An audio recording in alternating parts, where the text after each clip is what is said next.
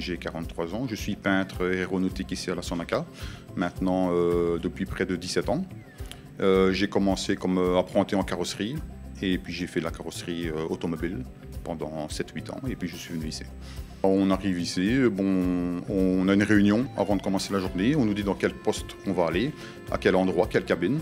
Et puis on commence la journée par préparer nos pièces, arranger nos outils et tout, préparer les produits, regarder les dates des produits et suivre le masque qu'on a. Donc on a un masque à suivre pour chaque avion, chaque pièce. On vérifie les pièces qu'elles sont bien nettoyées, qu'il n'y a pas de petits défauts, que tout est bien masqué. Et voilà, après on applique 2 primaires et puis on met cuire les pièces pendant un certain temps. On applique après une finition, qu'on remet cuire encore une fois les pièces et puis on applique un dernier produit, on appelle ça le cellogliss, c'est une partie à mettre en couleur anti-usure. Et voilà.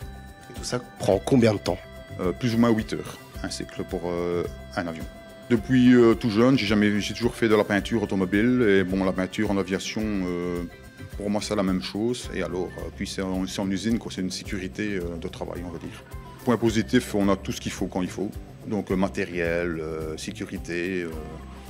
Maintenant, le point négatif, c'est peut-être les pauses. Parce qu'ici, c'est un travail à pause. On peut faire les 3 pauses, matin, nuit, après-midi. Ça, il faut juste s'habituer aux pauses. Sinon, les pauses, c'est un avantage aussi, c'est qu'on a un peu plus de temps libre dans sa vie.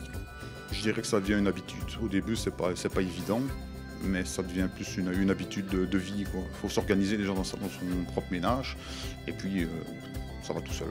Au niveau du métier, au niveau des profils qu'on va rechercher à la Sonaca, clairement, on va insister évidemment sur le plaisir et voilà, l'envie d'être peintre au niveau aéronautique. Probablement déjà quelqu'un qui a une expérience, aussi quelqu'un qui sait répondre aux exigences du métier. On est dans l'industrie, on fonctionne à 3 pauses.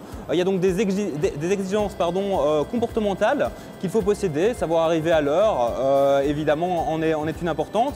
On insiste aussi beaucoup sur les éléments de sécurité. Évidemment, il faut porter ces éléments de protection individuelle, donc c'est très important de les respecter.